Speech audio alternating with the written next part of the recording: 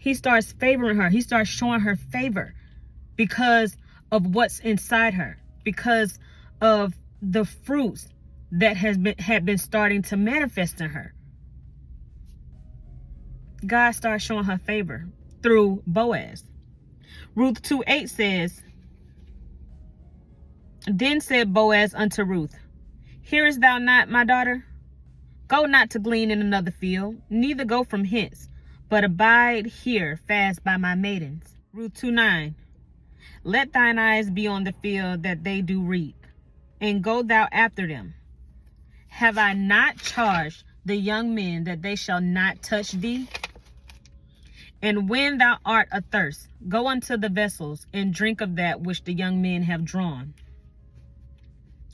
Ruth 2:14, And Boaz said unto her, At mealtime come thou hither, and eat of the bread, and dip thy morsel in the vinegar.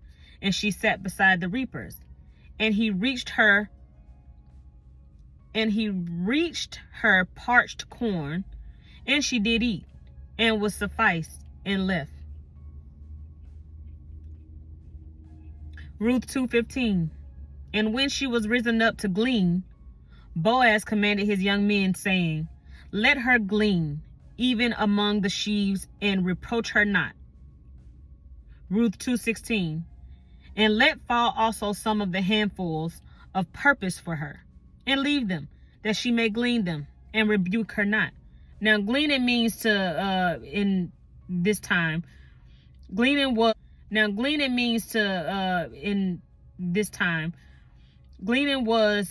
them going, it was barley harvest. So that's a type of, I want to say wheat. Barley is a type of wheat or spice. One of the two.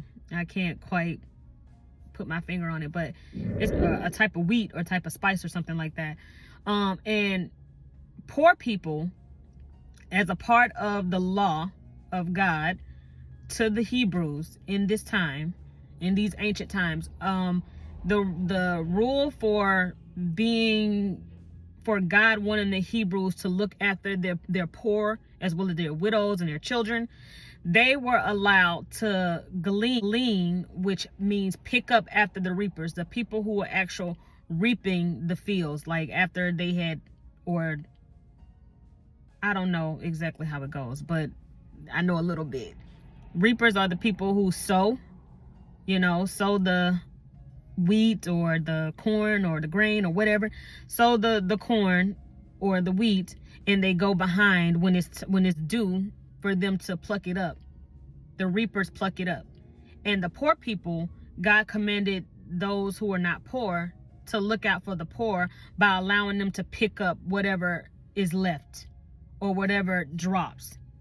So that's what Ruth had been doing. She had been gleaning in the field of Boaz. She had been picking up behind the reapers. Whatever they didn't, whatever they missed or whatever they dropped, she would pick it up. Okay, that was gleaning.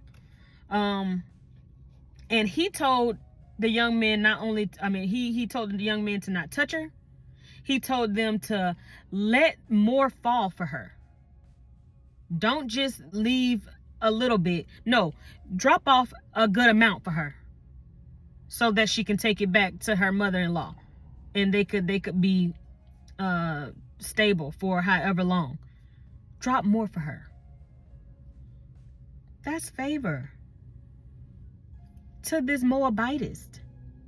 That's favor. How can you see it as anything else? All because this Moabitess showed fruits of the spirits before she probably even knew what they were. She showed these fruits. God saw them. And in turn, God made this man see it. God made Boaz see it. And he favored her. He favored her. So then Ruth shows her gratitude. In Ruth 2:10, then she fell on her face and bowed herself to the ground. Humility, gratitude, thankfulness. She ain't take his provisions or take his kindness to her and was just like, yeah, you were supposed to be doing that. No, she showed how much she was grateful that he did do that. Humble. She was humble.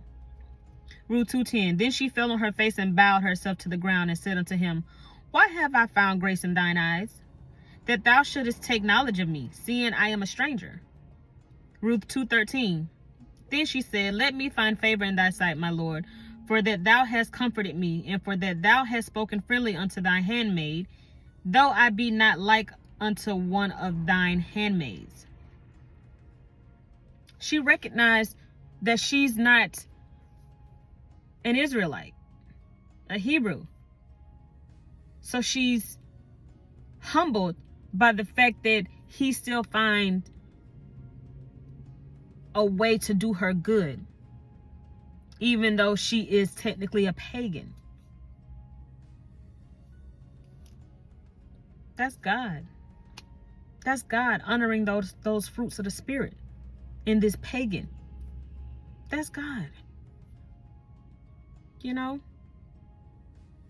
Not saying that people who walk or attempt to walk right every day of their life don't go through trials, don't go through tribulations, don't have challenges. They absolutely do. Job, perfect example. They absolutely do. God tests those whom he is going to trust with so much more later. He has to test you. He has to see just if you know where you are in faith and in strength and spiritually. Do you know where you are? He knows where you are, but do you know? That's why the tests are there. To see if you know where you are spiritually and in strength and with your faith. So Boaz give her some reasons why he's showing her favor.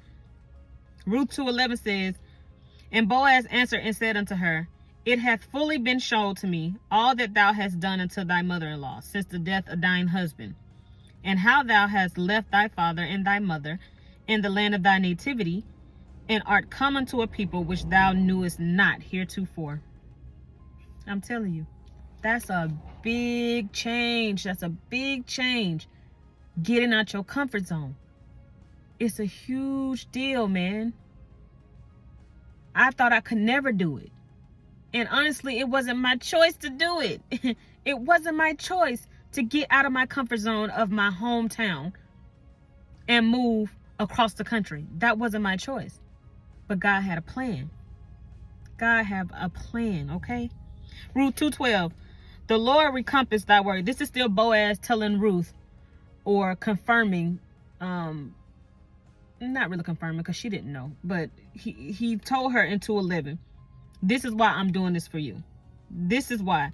It has fully been showed to me all that thou hast done unto thy mother-in-law since the death of thine husband, and how thou hast left thy father and thy mother in the land of thy nativity, and art come unto a people which thou knewest not heretofore. Okay? Then he says in Ruth 2:12, the Lord recompense thy work, and full reward be given thee of the Lord of Israel, under whose, what did I say there? Under whose wings thou art come to trust. My handwriting, okay? Under whose wings thou art come to trust. He told her, because of your faithfulness in leaving your hometown, and because you are doing everything you can to look after your mother-in-law after your husband has passed, I see you. God sees you. He will repay you. This had to be just overwhelming for this pagan. This had to be so overwhelming. Like, never in a million years, I'm sure that she expect to get blessed the way that she did. I know for sure she did not think that the Lord will bless her in such a tremendous way. She couldn't have. And even if she did, it wasn't to this magnitude. It wasn't to this extent that she figured he would bless her. She didn't think that. So then we're going to talk about Ruth obeying her mother-in-law. Ruth grown now. Mind you, she grown, very grown. But she still obeyed she still obeyed her mother-in-law. She still gave that respect of obedience to her mother-in-law. Now,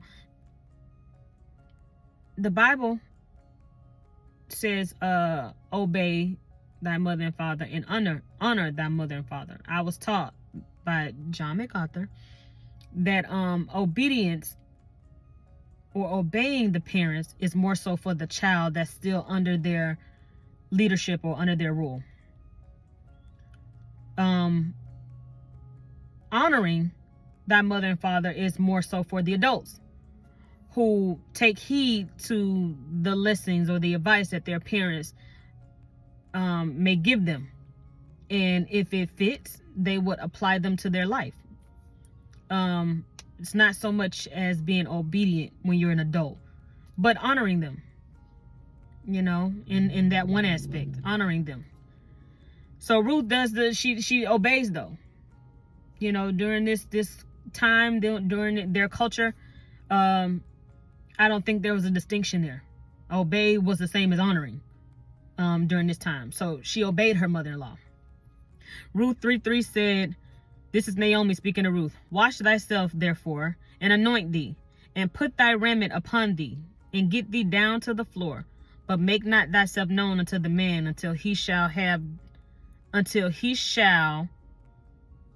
done eating and drinking. Ruth 3:4. And it shall be, when he lieth down, that thou shalt mark the place where he shall lie, and thou shalt go in and uncover his feet, and lay thee down. He will tell thee what thou shalt do.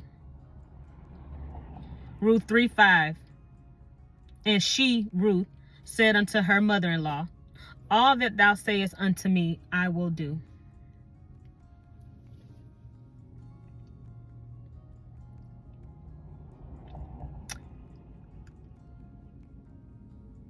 The spiritual connection of these two women. The spiritual relativity of these two women. You think that could have happened if Ruth wasn't possessing those spirits, those fruit of the spirits, of the spirit? I'm sorry, not plural, spirit. You think Ruth and Naomi could have the type of bond and connection that they had not Ruth been in full subjection to the fruit of the spirit?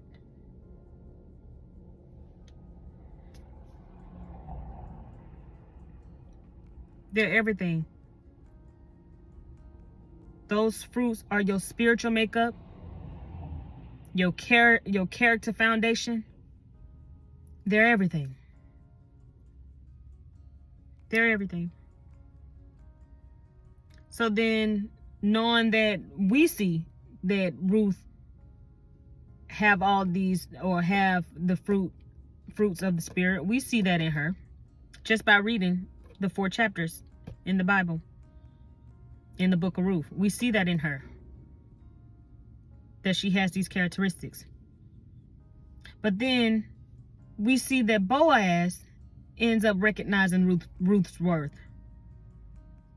Ruth 3:10 said, and he said, blessed be thou of the Lord, my daughter, for thou hast showed more kindness in the latter end than at the beginning, inasmuch as thou followest not young men, whether poor or rich. He recognized that about her. Oh, you ain't follow after the young men? That's worth noting. That was worth noting to him. Ruth 3:11. And now, my daughter, fear not. I will do to thee all that thou requirest. For all the city of my people doth know that thou art a virtuous woman. This was a pagan lady. A pagan lady who probably had never heard about the God of Israel up until the moment she met her husband's family. And maybe she did hear about Israel. But I'm betting that if she did hear about Israel, she had been told lies about Israel.